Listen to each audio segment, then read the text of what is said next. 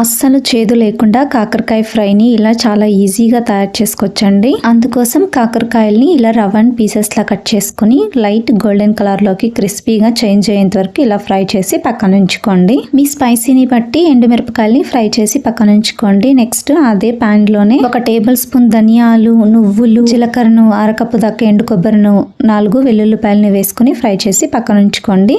Next stove మీద పోపు దినుసుల్ని వేసుకుని fry చేసుకున్న తర్వాత ఉల్లిపాయ ముక్కలు, టమాటో ముక్కల్ని వేసుకొని కూడా సాఫ్ట్ అయ్యేంత వరకు ఇలా కలుపుకుంటూ ఫ్రై చేసుకోండి. నెక్స్ట్ వేయించి పెట్టుకున్న వాటన్నిటిని కూడా మిక్సీ జార్లోకి వేసుకుని ఇలా మెత్తగా పౌడర్లా చేసి పక్కన ఉంచుకోండి. టమాటో, ఉల్లిపాయ ముక్కలు సాఫ్ట్ అయిన తర్వాత వేయించి పెట్టుకున్న కాకరకాయ ముక్కలు, పసుపు, ఉప్పు, అరకప్పు చింతపండు గుజ్జు, 2 టేబుల్ స్పూన్ల బెల్లం వేసి 5 నిమిషాల పాటు బాగా ఉడికించండి. 5 నిమిషాల తర్వాత మిక్సీ పట్టుకున్న పొడిని మొత్తం వేసుకుని 2 నిమిషాల పాటు ఇలా కలుపుకుంటూ ఫ్రై చేసుకోండి. కొత్తిమీరను వేసుకుని స్టవ్ ఆఫ్ చేసుకోండి. అంతే, కాకరకాయ ఫ్రై రెడీ.